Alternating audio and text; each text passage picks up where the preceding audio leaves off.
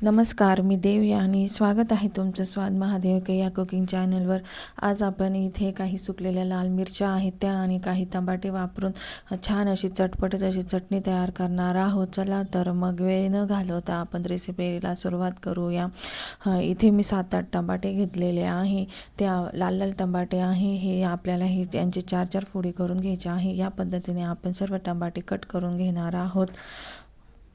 व्हिडिओत दाखवल्याप्रमाणे सर्व टमाटे कट करून घ्यायचे आहे। या पद्धतीने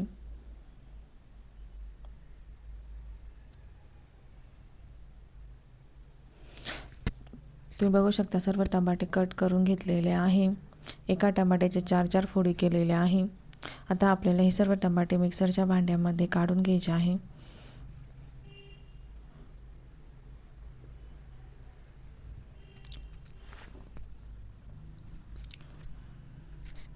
त्यासोबतच इथे आपण ज्या मिरच्या घेतलेल्या होत्या त्याही कट करून घेतलेल्या आहे। त्याही आपल्याला मिक्सरच्या भांड्यामध्ये काढून घ्यायच्या आहे। या जास्त तिखट मिरच्या नाही आहे, फिक्क्या मिरच्या असतात त्या पिकलेल्या आहे। त्यामध्ये भरपूर असा लसूण टाकून घ्यायचा आहे। त्यासोबतच मी इथे 1 वाटी चिंच घेतलेली आहे, ती त्यामध्ये टाकून घ्यायची आहे।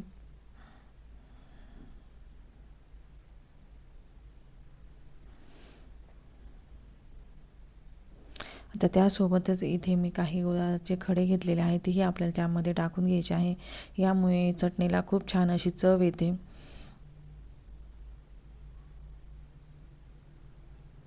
तर आपण यामध्ये पाण्याचा बिलकुलही वापर न करता आपल्याला हे वाटण तयार करून घ्यायचं आहे।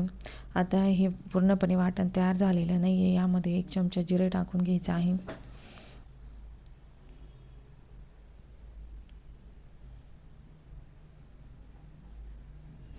हे वाटण तयार झालेलं आहे। हे वाटण करताना बिलकुलही पाणी वापरायचं नाही आहे। पाणी न टाकता हे आपल्याला बारीक करून घ्यायचं आहे। टमाट्यामुळे हे व्यवस्थित बारीक होतं।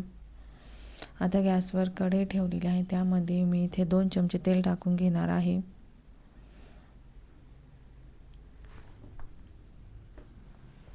तेल गरम झाल्यानंतर त्यामध्ये थोडासा हिंग, काही कढीपत्त्याची पाने ते व्यवस्थितरित्या तळून घ्यायचे आहे।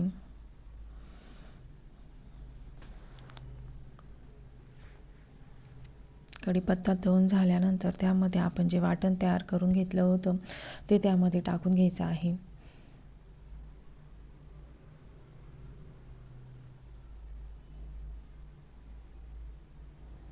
आता आपल्याला हे मीडियम गॅसवर व्यवस्थित तळून घ्यायचं आहे। गॅसची फ्लेम मीडियम ठेवायची आहे। यामध्ये आता आपण चवीनुसार मीठ टाकून घेणार आहोत।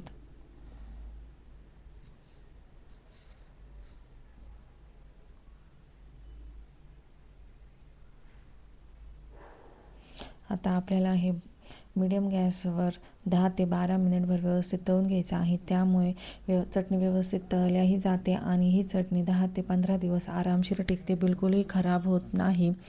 तुम्ही यामध्ये बिलकुल पाण्याचा वापर केलेला नसल्याने त्यामुळे ही चटणी 10 ते 12 दिवस आरामशीर टिकते। आणि या चटणीमध्ये तिखट अशी मिरची वापरलेली नाही, मीडियम तिखट अशी मिरची वापरल्याने चटणी तुम्ही लहान मुलांनाही देऊ शकता। आणि टमाटे, चिंच, गूळ यामुळे या चटणीला चविष्ट अशी चटपटीत अशी चव आलेली आहे। तुम्ही ही चटणी भाकरीसोबत, पराठ्यांसोबत, भातासोबत, डाळ भातासोबत कशासोबतही तुम्ही सर्व करू शकता। अतिशय चविष्ट अशी चटणी तयार होते।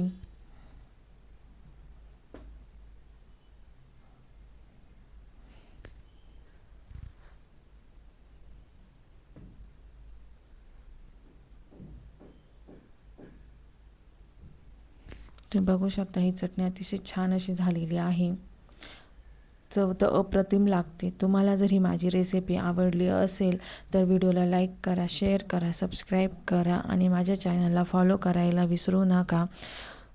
आणि तुम्हालाही जर चटणीची रेसिपी आवडली असेल तर व्हिडिओ लाईक नक्की करा आणि मला कमेंट करून नक्की कळवा। धन्यवाद माझा व्हिडिओ पूर्ण बघितल्याबद्दल।